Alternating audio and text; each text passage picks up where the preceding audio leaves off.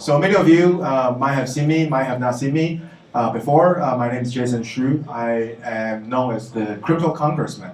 It was a nickname given by Vitalik Buterin, who is the co-founder of Ethereum. When he first visited Taiwan in 2017, I was the member of parliament or member of the Congress. At the time, he reached out to me and said, hey, look, Taiwan should become a crypto hub or blockchain island. So he and I started working and developing policies and legislations and most of all, making Taiwan known by the world for our tech talents and also our regulatory flexibility. So over time, I've set up the security token offering law, blockchain policy guidelines, and several other crypto and blockchain related legislations. So I was very much deep into the community. So it's really good to be back here, especially today on this exceptional panel with two women. You can keep calling them beautiful. Yeah. So without further ado, I'll let them introduce themselves, because men do introduction to women just doesn't do justice. So I'll let them introduce themselves. Okay, please go ahead. Okay, thanks. Hi guys, I'm Alyssa. I am the founder and CEO of PANOMY and PN News. So we are an incubator consulting firm as well as a media company. We base out of Shanghai and Seoul, and we also visit frequently to SF and New York. And we have a team of 30 people, and we are doing a lot in the space since 2018, and helping a lot of projects to enter those above markets successfully. And we also try to identify good products and good projects, and we also start to invest since last year. So I guess that's something we can talk about later on the investment part more. Yeah, thanks. Tell us about your extreme sports habits. I like go surfing and hiking and etc. So I broke my leg 2 months ago. Take care. Yeah, so yeah, that's it. Speedy recovery. Thanks. Andrea? Hi everyone. My name is Andrea. I'm currently working at NGC Ventures. NGC Ventures, we started as the ecosystem fund of blockchain. The team was based in Shanghai and Singapore, but we became an independent financial fund since 2018. And I joined the firm in mid-2018. Mm-hmm. And so let me begin by asking you, what got you into this industry? When I first got in, it was really rare to see women in this industry, and not alone in being an investors. So just really happy to see there are women in this room who took interest in this. So tell us about how you got into it. So my story begins in, I think, early 2013 or 14. I already have a lot of friends who are working in the industry. One is working with Wanxiang, which is the largest Chinese corporate that's doing blockchain, and another is called Fenbushi. So two of my friends are working there, and they have been talking to me a lot about it. But when I really make it as my career was in 2017, because we noticed there's a lot of chaos in the space and not a lot of professional people. It's quite different from where we are right now. Where we are right now, there are big corporates buying Bitcoin and large corporates leading and spearheading development. But back then, it was just still a lot of shitcoins. Even now, it's the same, but the shitcoin quality is better now. And just back then, it's just so shitty, and we just couldn't help but we want to do something for the industry. And my background is more on the consulting side and media side. So I work in an Australian consulting firm and also work at Ogilvy, and I also work at Vogue magazine before. So we think we can try to elevate or boost the industry, and that's why I just left Vogue and started this with two of my co-founders, who are one of with more tech background, and one is used to run the state-owned media. So three of us have different background, and we just want to start something and try to accelerate the growth and try to elevate the industry as a whole. And for me, it was actually in 2017. At that time, I was working at Goldman Sachs in Singapore doing equity research. And the benefit of working at equity research was that I was able to log into the portal and see many research published by different teams, even though I'm not working at a tech-focused team right now. Back then, I was in China consumer team. And at that time, there was in the record there was a thematic report, particularly on blockchain. But the report was kind of complicated, so it didn't really strike my interest. But it actually paved the way for me to think about, wow, Goldman is actually doing a thematic report in 2016, and it was quite early back then. And then in September 2017, I saw the crash because of the 9/4 event, when Chinese government, they banned the ICO. And I saw everything plunge like 30%. And I think, okay, then maybe it's time for me to try it. So I buy the dip. Yeah, sorry. So then I put some personal money inside just to taste the flavor.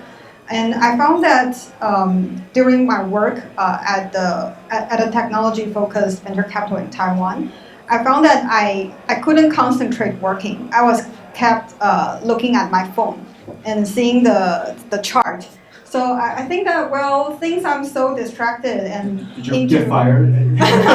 and into crypto, like why not? I found a job that I can do the investments, but in the industry and combining my interest in venture capital. So that's why I made a transition. And another reason that I want to share about is that at that time I was looking into fintech vertical, and I found that within fintech, blockchain is a rising trend. So that's another reason why it pushes me to crypto investments. So tell us about the projects that your funds invested in. What are some of the notable trends that you're looking at? And before this panel, we were chatting. You said, well, you've done quite a bit of investments since last year. So tell us a little bit about what you have been invested in and why. So I'll go first. Yeah. So for my part, so the most recent trend is definitely NFT. Everybody is like racing for NFT and investing in NFT, and we are one of them. So we invest in more than 10 NFT projects just in the past months. It was crazy, all the deal flow and the opportunities out there, and we don't want to miss any like high quality one because like some of them will definitely stand out. And also we've been looking at launch pads or platforms like Uniswap, but like on other blockchains, because right now there's still a lot of public blockchains outside of Ethereum, but people tend to pay focus on the Ethereum blockchain ecosystem only. But right now there's also Cardano and also Ripple. So a lot of other public blockchains are also doing their own version of launch pads or DEX. So that's what we've been looking at, and we are also looking at like lending platforms and other financial platforms. That's what we pay attention to the most. Yeah, for us recently, it's definitely DeFi and NFT. But even within DeFi and NFT, like there are trends emerging, right? Like for example, like DeFi, from the when DeFi became really popular, it was in like August last year, but that was all Ethereum focused, like the Uniswap compound, the ones that we are familiar with. But in recent months, we have seen some like vivid ecosystem building around other chains, like Alyssa mentioned, including Polkadot, BSC, and now it seems like Solana. Solana recently as well. So it's very updated. And in terms of NFT, we have seen a lot of NFT marketplace that already have tokens right now, like Raribles, like meme, right? Mimi or meme. Mimi. Okay, the pineapple one. Yeah. So at that time already quite many NFT platforms since last year. But recently, we are seeing the combination of NFT plus. I name it as NFT plus because it's combined with DeFi, NFT plus DeFi, and NFT plus gaming. So that's another sub-trend we have to look at. Yeah, and in the past, we've been investing in infrastructures. We also invest in centralized exchange. But from mid 2020, we focus more on these two sectors, which is also the thing today. So with regard to NFT, it's actually really hot right now. My current role as the owner of one of the professional basketball teams here in Taiwan, we recently just published an NFT.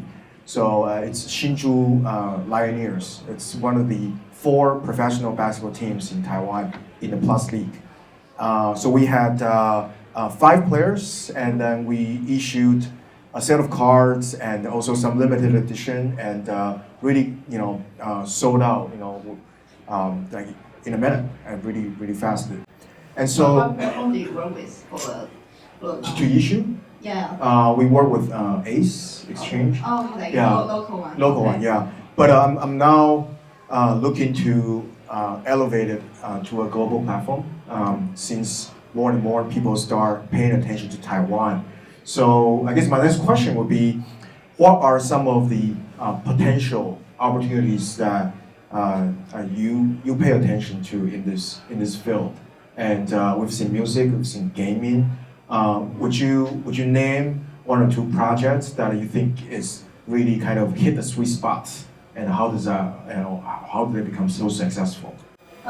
We have a big bag in High Street, but this project is not launched yet. But it will connect NFT with VR, so it's going to be very interesting. So it's going to be connecting the online and offline stuff. So guys can look out for this project in the next couple of months. And we also invest in marble cards. It's also a very early project. Like they have been building this since 2 years ago. So we try to identify those who can really deliver and who can show good track records. That's our primary focus. Outside of so many of people only think as NFT as crypto art, but non-fungible token actually stand for many more. So we also think projects tokenize the Bitcoin and Filecoin hash rate. And this project is called HashMix. It's also not launched yet, but will be launched soon. So you'll hear the alpha from me first. So those projects, they're going to be more creative because it's not just about crypto art, but NFT actually has a lot of other usage. Some projects like Genesis Shards, they also tokenize the pre-IDO allocation. So there's actually a lot to play there instead of what people know as just crypto art. Yeah, in terms of NFT, the recent one that we invested was called Opulus. So it was actually founded by the media company behind Ed Sheeran, which is a very famous artist. So they actually use the NFT as collaterals, and each NFT is backed by copyrights of the artist of that company. So with that NFT as collateral, the artist was able to borrow more funds on the platform. So this is one use case of how NFT combined with DeFi. And with the NFT, the artist can actually share the profits when their song is being utilized. So that's one interesting I've seen. So it seems that the idea of the decentralized economy has finally proven to be working with the NFT, with the so-called 1,000 true fans. It's a fans economy, and I know the Andreessen Horowitz is really big into NFT right now. They've recently raised a big fund and also looking into NFT. So in your own opinion, that NFT is here to stay, and would you say that this would basically open up crypto and blockchain to become mainstream? It seems to me that all of a sudden average Joe on the street now has a clear idea of how crypto works, because you can finally own something, even though it's digital, but then you actually have the ownership of it. So just wanted to know your take on it.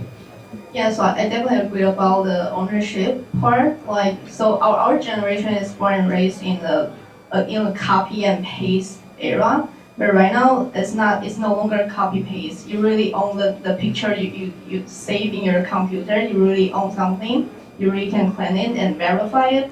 So it's going to be like revolutionary for everyone like in our generation. It's no longer just like copy and paste. And NFT, once the idea is there, it's definitely going to stay, but it might not be as crazy as it is right now. It might just be our norm in our daily life. Like we saw a utility usage of NFT everywhere, but maybe it's not about like you can sell an art from an unknown artist with like 3,000 ETH or 2,000 ETH or whatsoever, but it's definitely here to stay, just become a part of our lives. Yeah, I also agree with the view, and I think one of the main catalysts is that the combination with real world assets, because of the nature of NFT, like it's easier for the purchaser of NFT to redeem their NFT into real world assets. And the other thing, like I said, will be the combination of the current crypto economy, like DeFi and gaming. Yeah, and also I think another big driver is that about the fancy economy, because we have seen a lot of news that many famous artists, like actors, they are launching their own NFT, and the halo effect actually makes a lot of people like aware of the trend, and we are also seeing a lot of big brands that are starting to use NFT as a marketing tool. So so I think the trend will definitely stay, and we are just at the beginning. So it's really exciting to me. Also, I was talking with someone from Sotheby's, the auction house, and she was telling me that the first project they will be doing on NFT is to collaborate with Jay Chou, which is a really popular singer from Taiwan. And in terms of the genre of the NFT applications, so music and gaming seems to be quite obvious. But if you're really talking about assets in terms of owning properties, would you say that, for example, real estate or other kind of bigger projects would be coming into this field, and how would financial institutions or even government look at this field? I mean NFTs. Yeah. I think one is about real estate. I think it already has a lot of use cases before the idea of NFT come up. So people tokenize a lot of real assets like hotels or other like land properties, and you can get a portion of it instead of like buying the whole. Yeah. So that idea can actually be adopted to NFT. And also right now the Uniswap launch, like your LP position can also be an NFT. So you have a specific position in this pool. So I think in real world and in internet world, both are going to see more and more use cases, and I think the traditional world will definitely adopt more because it's just an inevitable trend. Yeah, I also think that as well. I think right now for real estate, we actually have seen a lot of intention when security token emerges in 2018. And I think like the current interest is actually overlaps. But unlike back in the days when security token was a hot topic, it seems to be more US centric. So the regulation around that thing is also stricter because it falls into the category of securities. But with NFT, since its many applications is very integrated in the DeFi application that we currently know, and it seems like not that strict on, say, it's equivalent to security. I have a feeling that the application will be wider. Yeah. Yeah. So, so speaking from a regulator's point of view, since I was a member of the parliament, actually was working on a piece of legislation called Digital Asset Service Act, which basically look at how the judiciary system look at the ownership of digital assets, and which basically how do we regulate the NFT so that it will have the mainstream use cases, and also make sure it's adaptable to the majority use for that regard. But sadly, since I left, the bill has not passed. But I'm happy to share a copy to everyone here if you are interested in taking a look. I see someone with raising your hand. Yeah, please go ahead. Do you have a comment about NFT for fashion? Do you have a comment on NFT for fashion? Yeah, definitely. So the project I mentioned, High Street, is a combination of NFT and VR. So it can actually be adopted by a lot of fashion brands. Say, for example, it's very hard to get an Hermes bag, but like if you also have like the tokenized Hermes something that you need to spend a great amount to earn that metal, I think that's a very good use case. People will be crazy about it. And also like also like street brands like Off-White and Supreme and many more. I think once they launch something, it's going to be a craze. And Gucci is already working on things like that. So Gucci already launched a virtual sneaker with NFT. So you can now own a virtual sneaker. But that's just a beginning, because imagine if like in the near future we are going into metaverse, you might really need to pay for that or you'll be naked or something in the metaverse. And I think one interesting trend about the fashion industry itself is these brands and big companies, they are trying to digitize their products to cater more into the young generation. So with this backdrop, NFT can become a way for marketing that I mentioned. And also because of NFT, right, like they can have a medium to partner with more artists to have digital arts. So that definitely like falls into the bigger trend, and especially with COVID right now, many offline retail stores they are no longer a choice for them to get close to consumers. So the trend is just accelerating. Anyone with burning questions? Closing remarks. Yeah, sure. Just like feel free to talk to us after the panel. We'll be around here for maybe another 30 minutes or so. Yeah. Thank you guys.